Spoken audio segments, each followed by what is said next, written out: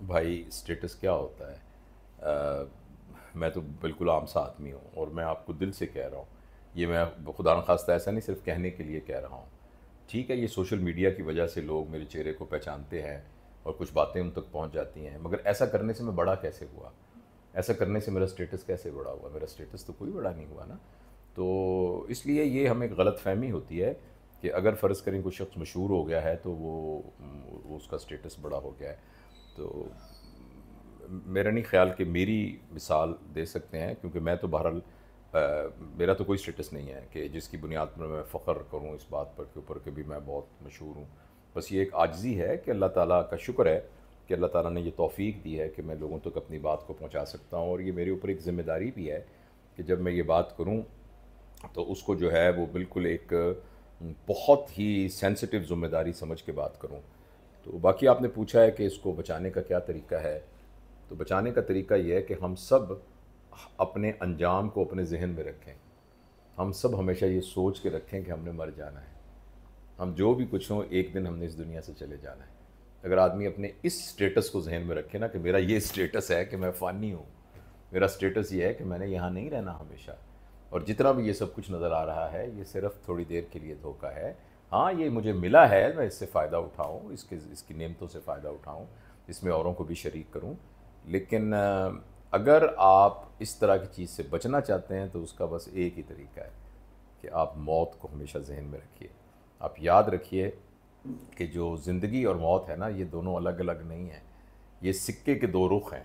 جب سامنے وہ رخ ہوتا ہے جس پہ ہیڈ ہوتا ہے تو آپ کو لگتا ہے ہیڈ ہے، تو آپ کے خیال میں ٹیل نہیں ہوتا؟ ٹیل ہوتا ہے مگر وہ نیچے ہوتا ہے، اور جب ٹیل سامنے آتا ہے تو ہیڈ نہیں ہوتا، تو آپ کے خیال میں ہیڈ نہیں ہوتا، ہاں نظر نہیں آ رہا ہوتا۔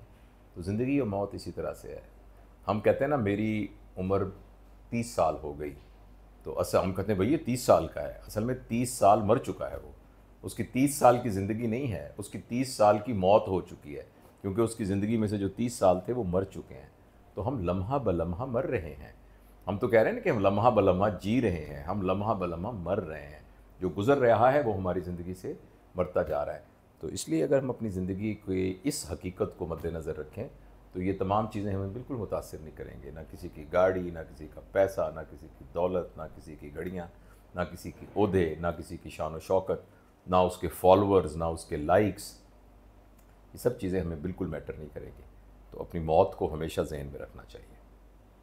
آپ نے پوچھا ہے کہ کیا یہ جو سوشل میڈیا پر یا دوسری جو اسکرین ہے اس کے اوپر جو لوگ اپنا سٹیٹس لگاتے ہیں، اور اس کے علاوہ جو اشتہار ہوتے ہیں، جو برانڈز کے اشتہار ہوتے ہیں، کیا وہ تو باعث نہیں ہے اس بات کا کہ لوگ جو ہیں وہ اس کی وجہ سے برانڈ کانشیس ہو گئے ہیں؟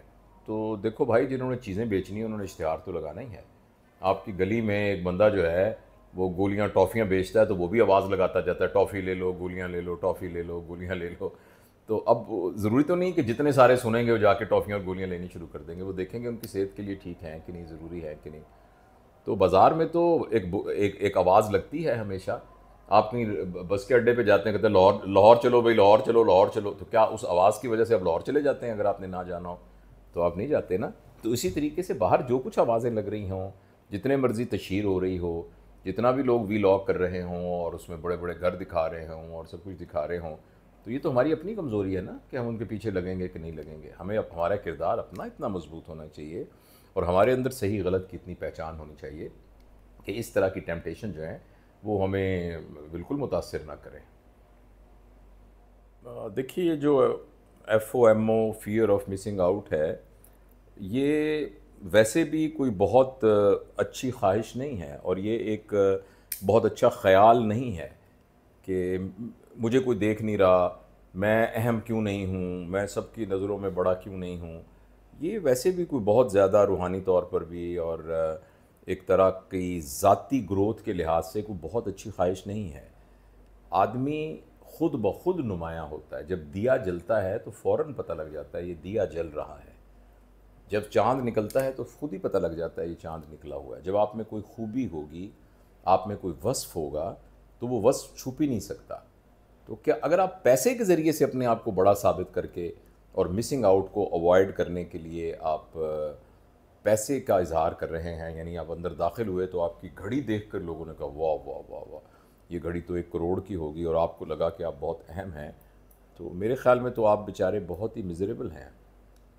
یعنی آپ کو بڑا لگنے کے لیے گھڑی کی ضرورت پڑ رہی ہے، اور آپ خود اس قابل ہی نہیں ہیں کہ آپ کے اندر کسی قسم کی بڑائی کو پہچانا جا سکے.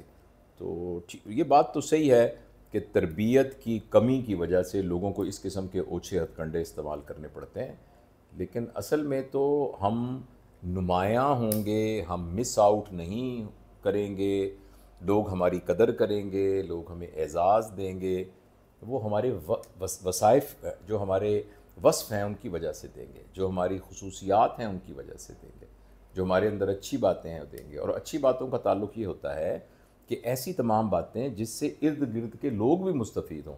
میرے اندر کوئی اچھی بات ہے مگر اس کا فائدہ میں خود ہی اٹھا رہا ہوں، لہذا میرے پاس بہت بڑی گاڑی ہے تو اس کا اس بات سے کیا غرض ہے، باقی لوگوں کو اس بات سے کیا غرض ہونی چاہیے، تو آپ اپنی سہولت کے لیے لے جا رہے ہیں. لیکن ایسی ہر خوبی جس کی وجہ سے لوگوں کو فائدہ ہوگا وہ ہے جو آپ کو مس آؤٹ ہونے سے بچائے گی.